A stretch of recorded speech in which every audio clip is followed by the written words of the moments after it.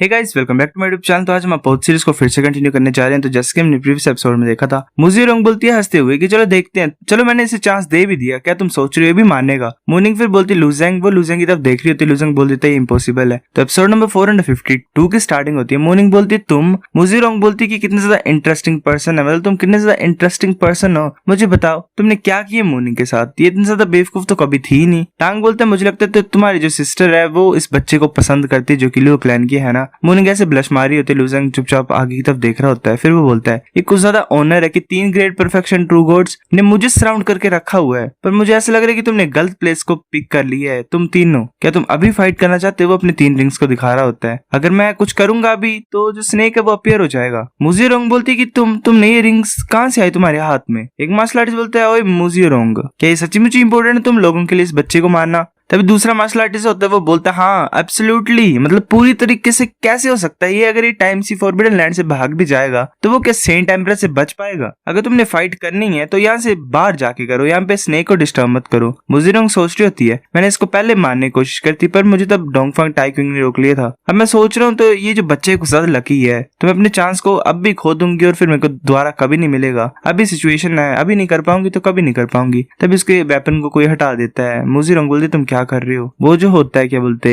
फांग clan का, वो बोलता है मतलब शांत हो जाओ, आगे की तरफ देखो। तभी वो जो स्नेक होता है वो बाहर आ जाता है और ऐसे नीचे देख रहा होता है। एक जो ऐसे होता है ईगल क्लैन का, वो नीचे झुका होता है। लूजिंग सोच रहे तो मुझे लगता है ये हमें वॉर्न कर रहा है कैसे रिस्पेक्टफुल होना है हेवनली व्हील स्नेक को। बस अभी ऐसे झुके होते हैं उसके सामने, तो फिर लूजिंग वगैरह भी झुक जाते हैं। लूजिंग सोच रहे तो चलो ऐसे कस्टम को फॉलो करते हैं, वेट करते जब तक जो स्नेक है वो पूर्णतः से बाहर नहीं आ जाता। अगर मैं कुछ भी नहीं करूंगा तो जो ये ग्रेट परफेक्शन ट्रू गॉड है फिर भी फाइट करेंगे ही। मेरे को अभी कोई भी जरूरत नहीं डिस्टर्ब करने की। मोर्निंग भी झुकी होती है। लूजिंग बोलता है मुझे याद है मैंने तुम्हें बोला था कि जो ग्रज है मू क्लैन और लू क्लैन के बीच में वो मुश्किल है रिजॉल्व करने के लिए, पर तुमने मेरी हेल्प क्यों की मेरे को मतलब बचाने के लिए वहां पे? मोर्निंग बोलती है मैं सिर्फ यही कर रही हूँ जो सही है, मतलब जो मैं सोचती हूँ सही है। मुझे कुछ फर्क नहीं पड़ता अगर लोग मुझे बेवकूफ बोलेंगे, पर तुम। लूजिंग वेल उसकी तरफ देख रहा होता है। लूजिंग फिर हैरान हो जाता है क्योंकि जो स्नेक होता है उसके अराउंड में ब्लैक स्पेयर्स अपीयर हो जाते हैं। लूजिंग सोच रहे होते कुछ ज्यादा ही अजीब सी पावर है इन स्पेयर्स में। ऐसी फीलिंग आ रही है कि ये स्पेयर्स कुछ ज्यादा टाइम पहले बने हुए हैं। मैं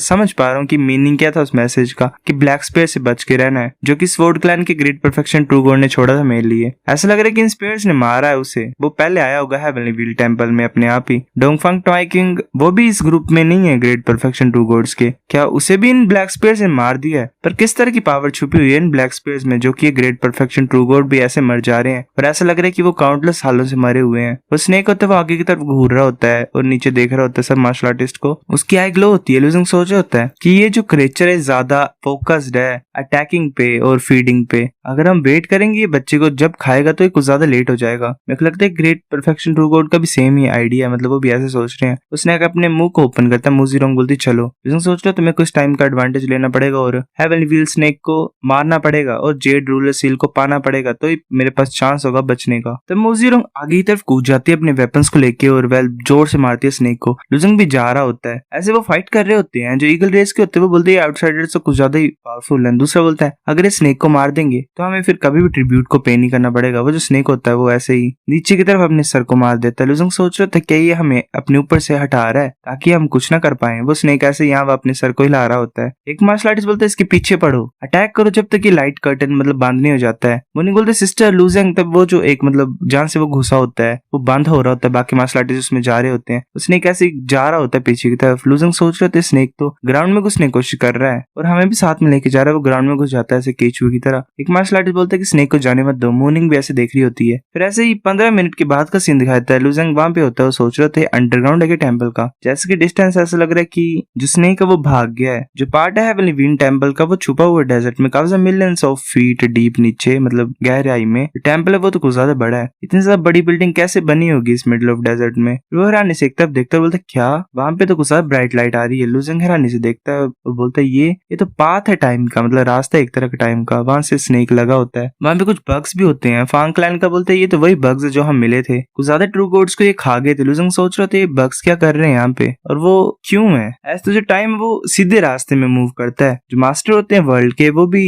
टाइम को आगे मूव फॉरवर्ड कराने दे सकते हैं, मतलब टाइम को चलने देते हैं आगे। इम्पॉसिबल होता है कि एक वर्ल्ड जो वो पिछले पास्ट में चला जाए। ऐसा लग रहा है कि ये जो वर्ल्ड बिल्ड किया है जेड रूलर सील ने वो डेफिनेटली कनेक्टेड है आउटसाइड वर्ल्ड से। इसीलिए ये एक्सप्लेन होता है कि जो पाथ है टाइम की वो ओपन है पहले प्लेस में। स्नेक होता है वो कहीं पे लग रहा होता है, एक मतलब ऐसे ही यहाँ वहाँ कूद रहा होता है, मतलब किसी चिपक रहा होता है, समझ नहीं आ रहा कुछ भी। टांग बोलता है कि ये तो हमें उड़ाने की सोच रहा है, अगर हम ऐसे ही उन बग्स के हाथों में पड़ जाएंगे तो वो हमें मार देंगे। लूजेंग वैसे चिपका होता है स्नेक से और सोच रहा था नहीं मैं गिरने वाला हूँ। तब मूजी रोंग भी होती है सामने, मूजी रोंग बोलती है मर जाओ, वो अटैक करती है लूजेंग को, मारती है, लूजेंग नीचे गिर रहा होता है। लूजेंग स्पेस स्ट्राइकिंग रिंग्स का अटैक यूज करता है और सोच रहा होता है मैंने एक्सपेक्ट नहीं किया था कि जो सिल्वर लाइट मतलब मार सकती है इन ब्लैक बग्स को। वह लूजेंग ने शायद रिंग की पावर यूज की और वो सब बग्स को मार देता है, वैसे भाग रहा होता है और फिर से स्नेक में लग जाता है।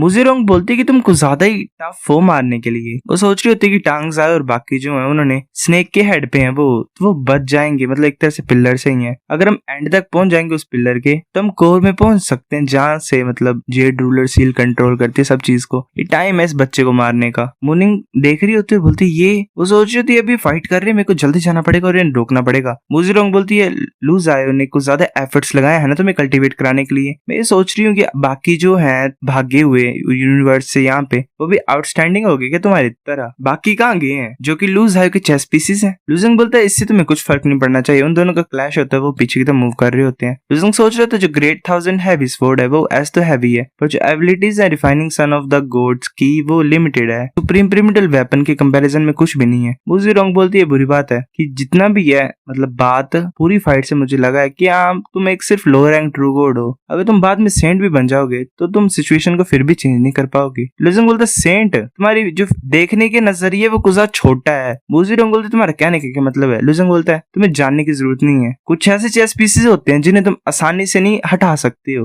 और तुम्हारे पास चांस नहीं होगा ऐसा करने का। मूजी रोंग हैरान होती है, चुप होती है एक तरह से। मूनिंग बोलती है लूजिंग नहीं, लूजिंग सोच रहा था ये यहाँ पे क्यों आ गई है। मूजी रोंग बोलती है कुछ ग्रेट अपॉर्चुनिटी, वो अपने वेपन से अटैक कर देती लूजिंग की तरफ। लूजिंग के बाद लगता है कहीं पे रुआन से खून निकल रहा होता है। मूनिंग बोलती है लूजिंग, मूनिंग भी नीचे कूद जाती है लूजिंग को पकड़ने के लिए, तभी मूजी रोंग निंग को पकड़ लेती है। मूनिंग बोलती है इसे जाने दो। मूनिंग बोलती है नहीं। मूजी रोंग बोलती है अगर तुम इसे जाने नहीं दोगे तुम दोनों मर जाओगे। मूनिंग सोच रही होती है कि मैं अपने सिस्टर और लूजिंग के बीच में जो लड़ाई थी उसे खत्म करना चाहती थी पर मैं फेल हो गई और लूजिंग को मरवा दिया मैंने, ये सब मेरी गलती है। वो छोड़ रही होती है उस रस्सी को और बोलती ठीक है मैं मर जाऊंगी। मूजी रोंग बोलती है मूनिंग, वेल क्या ही हो रहा है यहाँ पे। लूजिंग और मूनिंग दोनों नीचे गिर रहे होते हैं। लूजिंग बोलते क्या क्या हुआ, वो सोच रहा होता है कि इसने क्यों मतलब नीचे गिरने लग पड़ी है साथ में। मूजी रोंग तो इतनी ज्यादा क्रूअल थी भी नहीं। मेरा जो लास्ट ऑप्शन वही है कि मैं लास्ट रिंग को यूज कर दूं, स्ट्राइकिंग रिंग को, वो नीचे मारता है उससे। वैसे मूव कर रहा होता है स्पेस में, वो सोच रहा होता है जो स्पेस स्ट्राइकिंग रिंग है उसमें बहुत ज्यादा पावर है, ये बग्स को मार सकता है तो ये ज्यादा सही होगा अगर मैं ऐसे ट्रेजेक्ट्री को फॉलो करूं। तो फांग वहां पे आ जाता है, बोलते मूजी रोंग तुम क्या कर रहे हो, तुम तो लूजिंग को मारने की कोशिश कर रहे थे, मतलब वो टाइम सी से बच के नहीं बाहर निकल सकता है। अब वो मर तो गया पर तुम्हारी सिस्टर भी साथ में चली गई है। मूजी रोंग बोलती है कि मेरे पास एक आइडिया है, वो बच्चा मारा नहीं होगा, वो कुछ चलाक है, उसने स्पेस स्ट्राइकिंग रिंग को भी यूज किया था रास्ते को खोलने के लिए और उन बग्स को मारने के लिए। फांग बोलता है शायद,